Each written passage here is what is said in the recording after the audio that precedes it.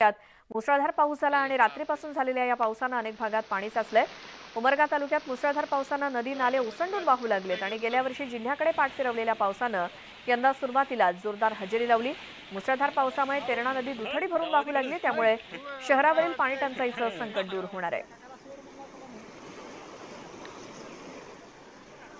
धाराशिवमध्ये उमरगा तालुक्यामध्ये नदी नाले ओसंडून वाहू लागले, त्याची ही दृश्य आहेत। यंदा सुरुवातीच्याच काळात पावसाने दमदार हजेरी लावली आहे। धाराशिवमधल्या उमरगा तालुक्यामध्ये जिल्ह्यातील 8ही तालुक्यामध्ये तसं बघायला गेलं तर मुसळधार पाऊस झालाय आणि रात्रीपासून झालेल्या पावसाने अनेक भागात पाणी साचलंय। धाराशिव जिल्ह्यातली उमरगा तालुक्यातली ही परिस्थिती।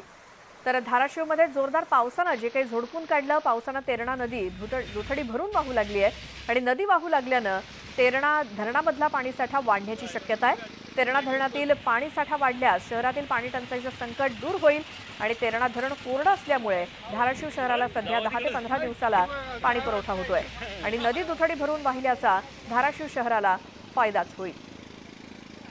अधिक माहितीसाठी जाऊयात, आमचे प्रतिनिधी बालाजी निरफळ आपल्या सोबत आहेत। पहिल्याच पावसामध्ये धाराशिव जिल्ह्याला झोडपून काढले पावसाने बालाजी, आणि त्यामुळे आता पाणी पुरवठ्यावरती कसा चांगला परिणाम होईल?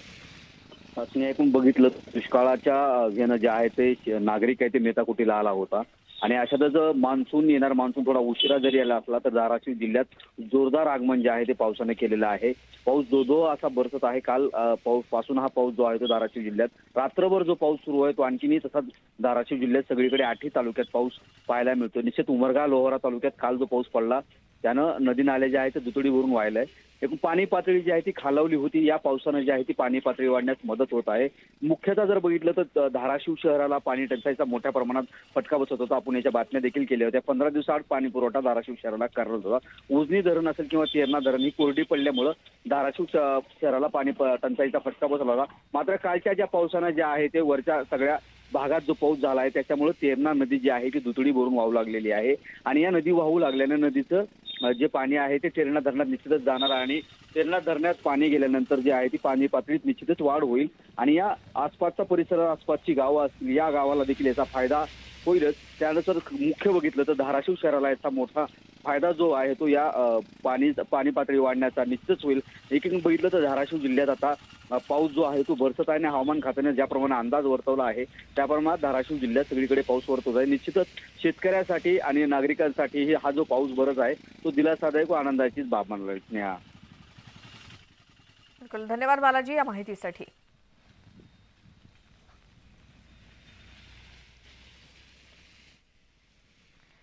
तर जळगाव शहरासोबतच परिसरातील ग्रामीण भागात मध्यरात्री ढगफुटी सदृश पाऊस झाला। विजांच्या कडकडाटासोबतच ग्रामीण भागात पाऊस धोधो स्वरूपात बरसल्यामुळे रस्त्यावरती पाणीच झालंय।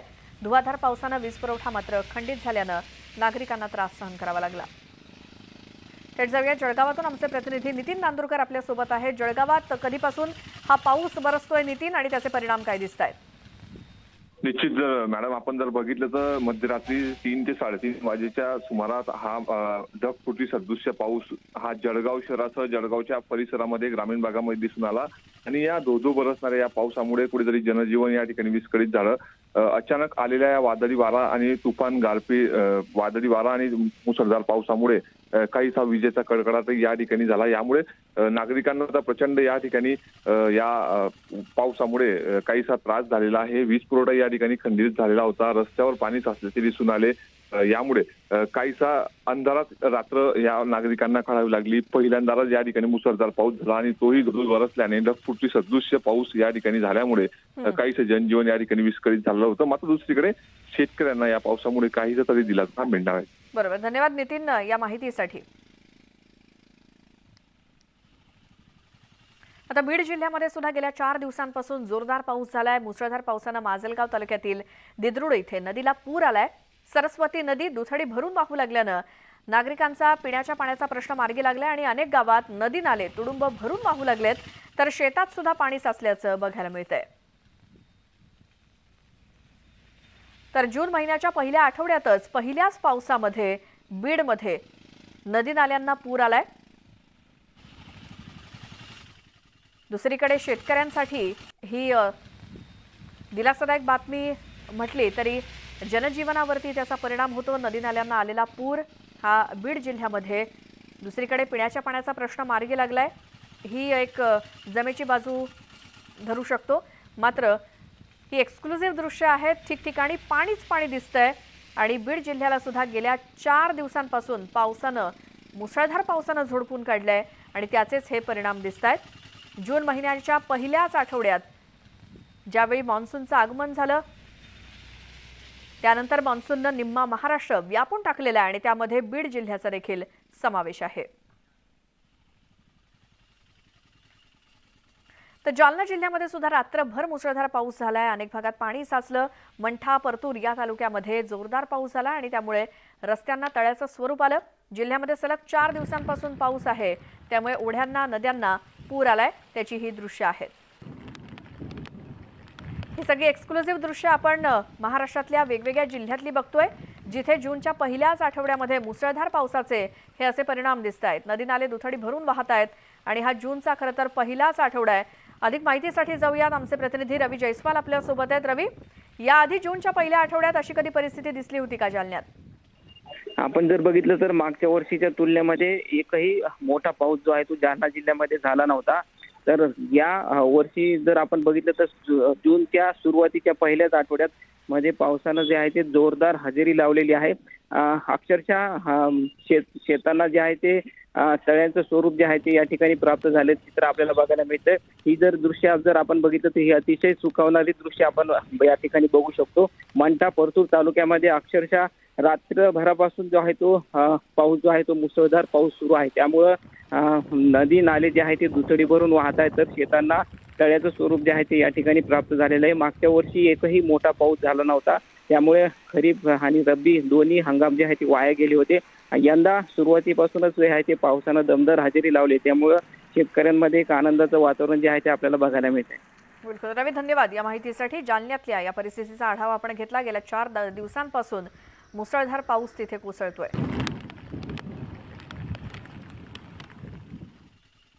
तर छत्रपती संभाजीनगरच्या पैठण तालुक्यातील पाचोडमधील गल्हाटी नदी दुथडी भरून वाहू लागली आहे। पाचोड परिसरामध्ये सलग 3 दिवस पावसानं हजेरी लावली। सोमवारी दमदार पावसानं हजेरी लावल्यानं परिसरातील ओढे नाले तुडुंब भरून वाहू लागलेत, तर गल्हाटी नदी सुद्धा दुथडी भरून वाहते। या जोरदार पावसामुळे शेतकऱ्यांच्या आशा पल्लवित झाल्यात। मान्सूनच्या आगमनातच तुफान मुसळधार अशी हजेरी लावली आहे छत्रपती संभाजीनगरमध्ये पावसानं। संभाजीनगरमधली परिस्थिती जाणून घेऊयात आमचे प्रतिनिधी अविनाश कानडजे यांच्याकडून। अविनाश, छत्रपती संभाजीनगरच्या कोणकोणत्या भागामध्ये कोणकोणते नदी नाले दुथडी भरून वाहत आहेत, काय परिस्थिती आहे?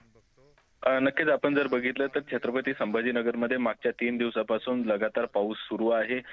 सोमवारी सायंकाळी या पावसाला सुरुवात झाली आणि सोमवारी सायंकाळी किंवा संपूर्ण रात्रभर हा पाऊस सुरू होता। त्यानंतर काल सुद्धा पाऊस झाला, रात्री पाऊस चालू होता। यामुळे नदी नाल्यांना आता पूर आलेला आपल्याला या ठिकाणी दिसून येतोय। जिल्ह्यातली पहिली ही नदी आहे गल्हाटी नदी, जिला पूर आलेला आहे। हे चित्र जे आहे दोन्ही दुथडा भरून जी नदी वाहती, हे चित्र शेतकऱ्यांसाठी नक्कीच आशादायी आहे आणि आनंदाचा आहे। मात्र छत्रपती संभाजीनगरमध्ये आपण जर बघितलं तर पावसाची जी ओपनिंग आहे 10 जून सकाळपर्यंत जिल्ह्यात 60.8 मिलीमीटर पावसाची नोंद झालेली आहे। म्हणजे 67 मंडळात अतिवृष्टीची नोंद झाली असून छत्रपती संभाजीनगर तालुक्यातील 13 मंडळात जोरदार पाऊस आपल्याला या ठिकाणी झालेला दिसतोय। म्हणजे एकूणच संपूर्ण जिल्हा पावसाने आता व्यापलेला आहे आणि येणाऱ्या काही दिवसात पाऊस जर असाच राहिला तर शेतकऱ्यांच्या ज्या आशा आहेत त्या पल्लवित तर होणारच आहेत। मात्र आताच जर आपण बघितलं बऱ्याच ठिकाणी जिल्ह्यात असेल किंवा संपूर्ण मराठवाड्यात असेल शेतकऱ्यांनी पेरणीला सुद्धा सुरुवात केलेली आहे। विशेष करून जिल्ह्यात कपाशीचं उत्पन्न मोठ्या प्रमाणात घेतलं जातं आणि कपाशी पिकाची लवकर लागवड केली जाते। जिल्ह्यात संपूर्ण तालुक्यातील परिस्थिती बघितली किंवा जिल्ह्याच्या बाजूला जर असेल जालना असेल बीड असेल या ठिकाणी पाऊस चांगला झाला असल्यामुळं शेतकऱ्याकडून कपाशीची लागवड तर सुरूच आहे, मात्र बाकी पेरण्यांना सुद्धा आज सकाळपासून सुरुवात झालेली आहे। सर्वात आशादायी चित्र मराठवाड्याचं जर आपण बघितलं तर ते सर्वात आनंदाचं चित्र आहे ते म्हणजे जायकवाडी धरणात पाण्याची जी आवक आहे ती सुरू झालेली आहे आणि 0.5% जायकवाडीचा पाणी साठा हा फक्त 2 दिवसात वाढलेला आहे। त्यामुळे कुठेतरी पिण्याच्या पाण्याची जी टंचाई होती ती देखील दूर होणार आहे। बिलकुल अविनाश, धन्यवाद या माहितीसाठी आणि अपेक्षा करूयात शेतकरी जर पेरणी करतायत तर मग हा असा पाऊस सतत असा चालू राहावा हीच अपेक्षा। तर जायकवाडीच्या पाणी पातळीमध्ये चांगली वाढ झाली आहे। गेल्या 4-5 दिवसांपासून राज्यामध्ये पावसाला सुरुवात झाली, तेव्हा छत्रपती संभाजीनगर आणि संपूर्ण मराठवाड्यात पावसाला सुरुवात झाली आहे।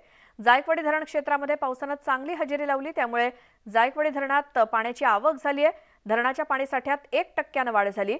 4837 क्युसेकनं पाण्याची आवक वाढल्यामुळे पाणी पातळी 4.78% आली आहे। असाच पाऊस राहिला तर यावर्षी जायकवाडी धरण भरणार अशी दाट शक्यता आहे।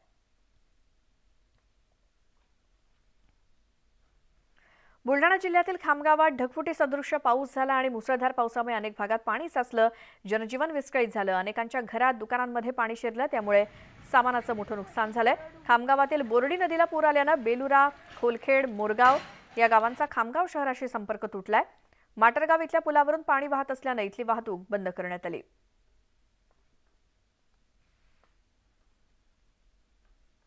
बुलढाणा जिल्ह्याच्या खामगावमध्ये रात्री ढगफुटीजन्य परिस्थिती निर्माण झाली होती। अतिशय मुसळधार असा पाऊस जो आहे तो खामगाव शहरामध्ये रात्रभर धो असा कोसळलेला आहे।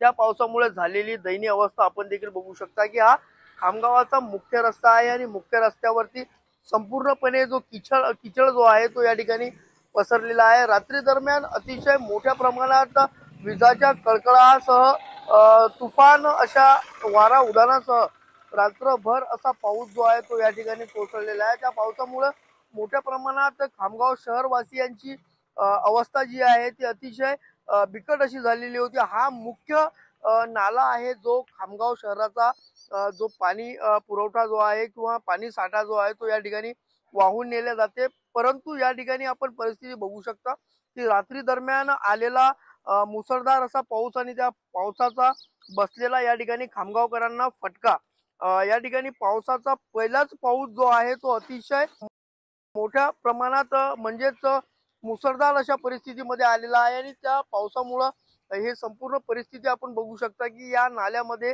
ठिकठिकाणी वाहून आलेला कचरा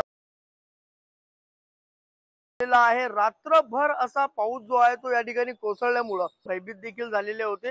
अतिशय मोठ्या प्रमाणात पावसाचा जोर जो आहे तो खामगाव शहरामध्ये वाढलेला होता। पाऊस जो आहे मुसळधार अशा परिस्थितीमध्ये पडला असल्यामुळे खामगावकर रात्रभर। रत्नागिरी जिल्ह्यात सुद्धा दमदार पाऊस झाला। जिल्ह्यामध्ये भीषण पाणी टंचाई निर्माण झाली होती, मात्र आता झाल्यानं दिलासा मिळालाय। 2 दिवसांपासून रत्नागिरीत दमदार पाऊस झाल्यानं बळीराजासार पाऊस बरसत असतो। यंदा रत्नागिरी जिल्ह्यामध्ये सुद्धा अगदी जून महिन्याच्या पहिल्या आठवड्यापासूनच दमला सुरुवात झाली आणि त्यामुळे बळीराजा सुखावलाय।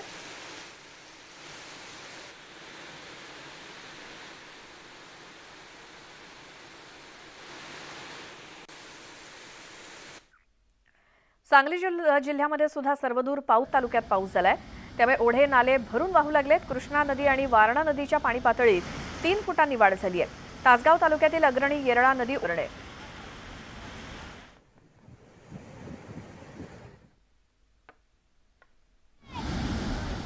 तर मराठवाड्यामध्ये सुरू असलेल्या दमदार पावसामुळे शेतकरी चांगलाच सुखावलाय। यावर्षी सुरू झालेल्या पडीला आणि पेरणीला सुरुवात केली आहे। आगामी काही दिवसातच शेतकऱ्यांना असाच पाऊस पडेल अशी आशा आहे आणि दुष्काळाचा सामना करणाऱ्या शेतकऱ्यांना पावसानं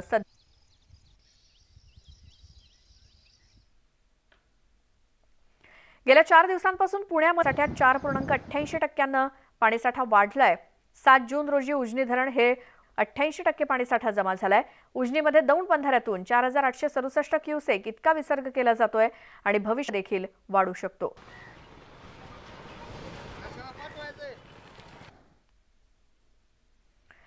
पंढरपूर परिसरामध्ये पहिल्या 4 दिवसांच्या पावसामध्ये येवतीचा तलाव भरलाय। पंढरपूर, मोहोळ, मोडनिंब मधील काही गावांची पाण्याची तहान भागवणारा येवती तलाव भरल्यामुळे गावकऱ्यांना मोठा दिलासा मिळालाय। ब्रिटिशकालीन येवती तलाव हा पावसाच्या पाण्याने पूर्ण क्षमतेने भरला। पंढरपूर आणि माढा तालुक्यातील सुमारे 150 खेड्यांना येवती तलावातून पिण्याच्या पाण्याचा पुरवठा होतो। येवती तलाव पूर्ण क्षमतेने भरल्यामुळे 150 खेड्यातील नागरिकांची तहान आता भागली जाणार आहे। गेल्या 2 ते 3 महिन्यांपासून येवती तलावाच्या पाण्याने तळ गाठला होता, त्यामुळे पाणी टंचाईला सामोरं जावं लागलं। मात्र आता तलाव पूर्ण क्षमतेने भरल्याने नागरिकांची पाणी टंचाईची समस्या दूर झाली आहे।